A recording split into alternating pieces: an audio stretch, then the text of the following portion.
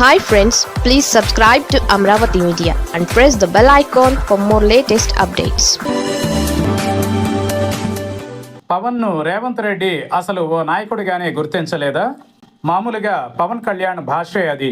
అర్థం లేని ఆవేశం, మాటలో దురుసుతనం, ఆలోచన రాహిత్యం వంటివి చాలా కనిపిస్తాయి. దీనికి తోడు అహంతో ఎవడబ్బా జాగీర్ వంటి జాగీర్దార్ భాష సరే సరి. తెలంగాణ మీద పదే పదే విద్వేషాన్ని, ద్వేషాన్ని కురిపించే తను మళ్ళీ హైదరాబాద్లో ప్రెస్ మీట్ పెట్టి గోకబోయాడు. తెలంగాణ సమాజం స్పందన అర్థమైంది. జాలిం కౌన్ రే ఉస్కా జులుం క్యారే అని ఏళ్లుగా పోరాడుతూనే ఉన్న నేల ఇది. బరాబర్ ఇది మా జాగీరే, నువ్వు అయ్యోడివా అవ్వోడివా అని ప్రతి పరాయోడిని అడుగుతుంది.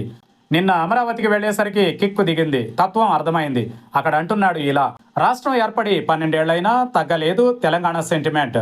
తెలంగాణ, తమిళనాడుల్లో ప్రాంతీయ అస్తిత్వం బలంగా ఉంది. కులాల మధ్య పంచాయతీలే తప్ప ఏపీలో ఆంధ్ర అనే భావనే లేదు. తెలంగాణలో పోటీ చేసే ఉద్దేశమేది వ్యక్తిగతంగా లేదు. పార్టీ నాయకులు పిలిస్తే మీటింగ్కు సరేనన్నాను. చిన్న ఘటన గాలి వానైంది. సభకు అనుమతి ఇస్తే వివాదం ఉండకపోయేది. ఇలా చెబుతూ పోయాడు. 12 ఏళ్లయింది, ద్వేషం తగ్గింది అనుకున్నాననే మాట చెప్పాడు. నిజానికి ద్వేషం తెలంగాణకు లేదు. ఏపీ సమైక్య నాయకులదే ద్వేషం. పదే పదే పవన్ కళ్యాణ్ లాగే బయటపడిపోతూ ఉంటారు. కానీ తను చెప్పింది నిజం, ఆత్మ మథనం. ఏపీలో కులాల కొట్లాట తప్ప పాలన లేదు, సరైన రాజకీయం లేదు. తను అన్నట్టు సభకు అనుమతిస్తే వివాదం ఉండకపోయేది అనేది తప్పు. మరిన్ని కోతలు వచ్చేవి కదా ఆ నోటి వెంట. ఒకవైపు తెలంగాణ ఆవిర్భావ దినం జరుపుకుంటుంటే ఈ ద్వేష విష వ్యాఖ్యలు వినాలా తెలంగాణ? అందుకే రేవంత్ రెడ్డి సమావేశానికి అనుమతి నిరాకరించి ఓ కాలుష్య ప్రవాహానికి అడ్డుకట్ట వేశాడు. తను మరో మంచి పని చేశాడు.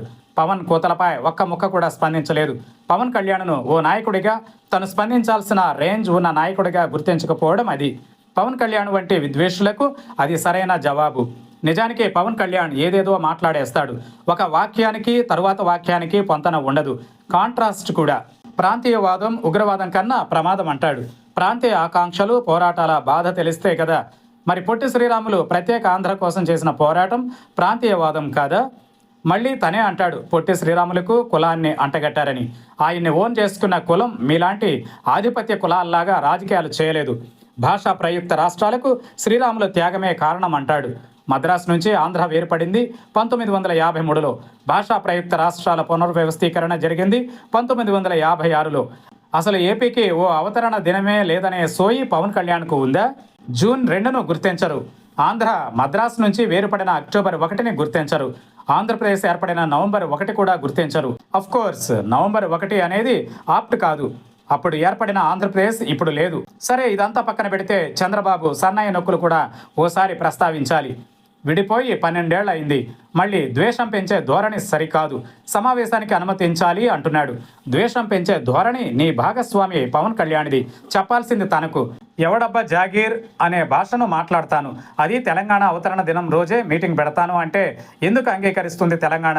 నువ్వు మారవు, నీ పవన్ కళ్యాణ్ మారడు. ఇక్కడ మరొకటి చెప్పుకోవాలి. గతంలో తెలంగాణలో పోటీ చేయనన్నట్టు ఇకపై తిరుగుతాను, పోటీ చేస్తానని బెదిరిస్తున్నాడు తెలంగాణ సమాజాన్ని.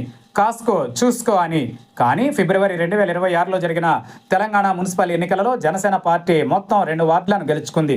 రాష్ట్ర వ్యాప్తంగా ఉన్న 116 మున్సిపాలిటీలు, 7 నగరపాలక సంస్థల్లోని మొత్తం 2995 వార్డులకు గాను జనసేన 332 స్థానాలలో అభ్యర్థులను బరిలోకి దించగా 0.3 ఓట్ల శాతంతో 2 వార్డు స్థానాలను కైవసం చేసుకుంది. ఇది తెలంగాణ సమాజం నీ పట్ల చూపించిన ఆదరణ. అర్థమైంది కదా. భూమి పుత్రులనే నిలుపుతాను అంటున్నాడు. పరాయోడి చంకలో దూరే సొంత మనుషులను తెలంగాణ సమాజం అంగీకరించదు. బహుపరాక్ అన్నట్టు 2023 ఎన్నికల్లోనూ నిలబడ్డాడు. బీజేపీ మద్దతునిచ్చి భంగపడింది. తాజా వివాదాన్ని సమర్థిస్తూ మళ్ళీ తెలంగాణ బీజేపీ తప్పులో కాలేస్తూనే ఉంది. అయినా వాళ్ళకి ఇదంతా ఆలోచించే సోయి ఎక్కడుంది?